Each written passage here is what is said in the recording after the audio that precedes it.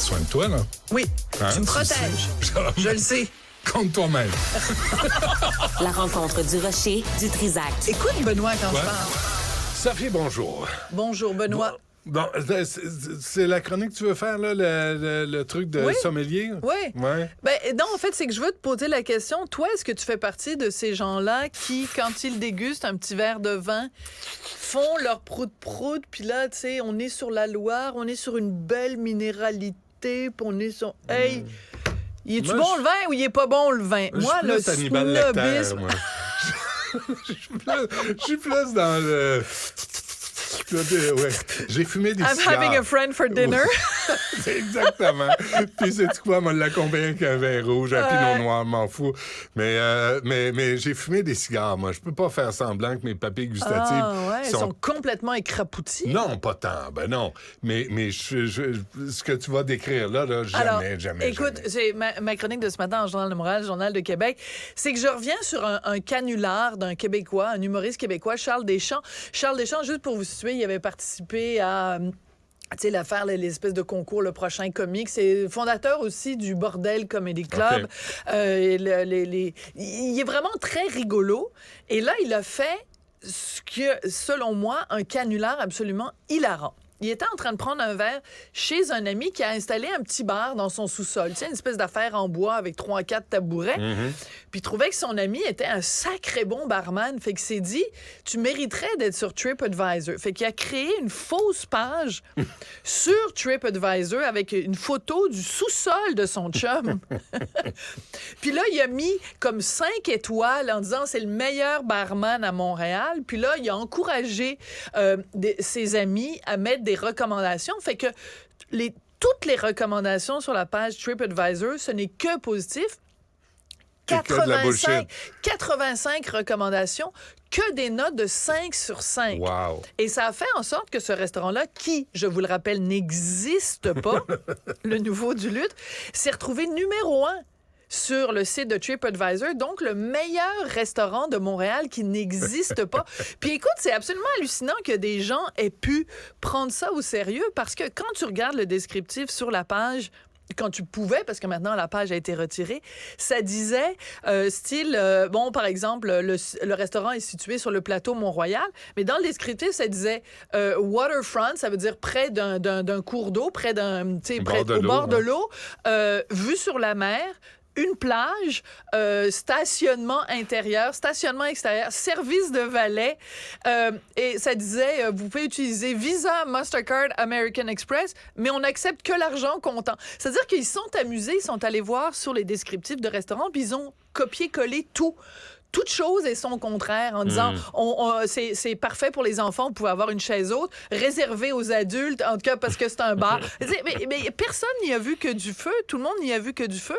Et donc, parce que c'était numéro 1 sur TripAdvisor, il y a des gens qui appelaient de partout à travers le monde pour faire une réservation dans ce restaurant. Malgré toutes les contradictions, Malgré toutes les contradictions. incongruités. Sais-tu pourquoi? L'ego, le snobisme de se dire, ben écoute, moi, si je vais manger à Montréal, question que j'aille manger dans un restaurant de boui-boui. Moi, je veux aller le restaurant qui est numéro 1.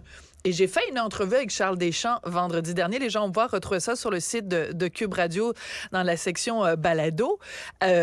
Mais c'est absolument hilarant parce que lui, il a fait ça pour rigoler avec ses potes, pour s'amuser parce que il trouvait que son chum était un bon barman. Mais même juste, tu regardes la photo, puis ça se voit que c'est un sous-sol. Tu sais, c'est tout croche. Alors, Charlie va nous faire jouer un petit extrait de l'entrevue que j'ai faite avec Charles Deschamps vendredi dernier. La vocation de mon ami, malheureusement, Jonathan Guérin. C'est un humoriste. Il veut continuer à faire de l'humour. Je ne veux pas être propriétaire de bar, mais il s'est ramassé avec le meilleur établissement à Montréal. Mais c'était complètement fou. À un moment donné, on avait des appels de l'international, du Brésil, des États-Unis, du monde qui voulait réserver l'endroit au complet. Puis à chaque fois, je savais pas quoi dire. Je disais, excusez-nous, on est complet pour 2 mois. alors ça créait de la demande aussi. Tu comprends? Les gens disaient, oh mon Dieu, c'est tellement extraordinaire, ce restaurant-là. Ils sont réservés complets pour les 2 prochains mois. Donc, ça a créé tout un hoopla. Bon, alors tout ça pour dire que ce qu'il voulait dénoncer d'une certaine façon, c'est aussi cette espèce de snobisme de dire, ben là, c'est numéro 1. Puis il y a quelqu'un d'autre qui a dénoncé le snobisme dans le milieu de la restauration, c'est Arnaud Soli, qui a une émission qui s'appelle Le Club Soli à nouveau, et il a reçu un nouveau sommelier absolument extraordinaire, qui s'appelle Louis-José Houd, et ça a donné lieu à un numéro comique vraiment hilarant. Je vais juste en faire jouer un tout petit extrait. Salut Arnaud, prêt à déguster un peu de bon jus ce matin? J'ai dit jus, là, mais il s'agit de vin, bien entendu. C'est un terme qu'on sort des fois comme ça pour se dédouaner de caler des bouteilles à 70$, comme si c'était du Gatorade. You know the drill. Écoute, mais tout le long, Louis-José Houd met le doigt sur tous les tics des sommeliers. Alors ça, oui, ils appellent ça un jus au lieu d'appeler ça un vin. Hey, franchement, me niaise-tu? Je suis une poignée dans le dos, moi, là. Alors, plus tard, dans la caricature, dans la parodie, il parle des pétnates. Tu sais quoi, les pétnates? Oui, toi, tu le sais, parce que t'es un gars brillant. Non, tu l'as lu dans ma chronique de ce matin. Je le savais pas. Ce sont les pétillants naturel. C'est-à-dire qu'il y a certains vins où tu rajoutes de la fermentation ou je sais pas trop quoi pour faire en sorte qu'il y a des bulles, mais il y a des vins qui, naturellement, ont un petit pétillant. Mais tu dis pas un vin pétillant naturel. Quand t'es connaisseur, quand t'es un peu prout-prout, ben tu dis pas pétillant naturel, tu dis pétnat. Mais tout son truc est comme ça. Et là, il dit, on est sur la Loire. On n'est pas un vin qui vient de la Loire, on est sur la Loire, sur une belle minéralité. Toute cette espèce de vocabulaire d'enculage de mouches et de sodomie de coléoptères que moi, je suis pas capable dans le milieu de la restauration. Moi, je fréquente juste des restaurants où tu apportes ton propre vin. Tu sais, non, c'est pas vrai. Mais effectivement, ça m'étonnerait beaucoup. Mais un sommelier qui arrive, là, puis qui commence à te la jouer, puis là, tu dis, hey.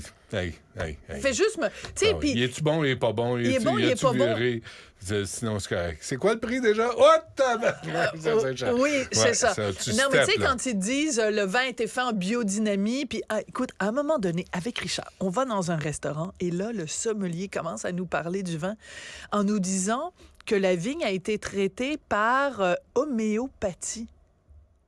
Tu sais, de l'homéopathie, là, les petites gouttes de la mémoire de l'eau, puis tout ça.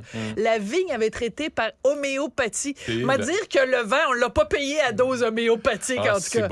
Et tabourette. Non, c'était quelque chose. Mais tout ce vocabulaire-là, puis tout cette espèce de snobisme, tu sais, tu arrives dans ton assiette, il y a un tout petit morceau, mais là, ça a été fait par le petit producteur qui a flatté ses petites chèvres une par une. Tu sais, vous mangez du chèvre qui a été fait à partir de... La chèvre, elle s'appelle Marguerite.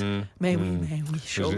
J'ai même pas assez un gros morceau pour y goûter. Tu sais, de toute façon. Non, mais je fréquente pas ces endroits-là. Vous avez trop de budget. Viens-tu faire une blague à propos des chèvres? Non. On t'écoute à 2h30. C'était épouvantable. Ouais, merci. Moi, jamais j'oserais aller là, mais toi, manifestement, j'ai vu ton sky sourire. Is the limit. Sky is the fucking limit, girl. Oh, merci, bonsoir. That's right. Du Trisac.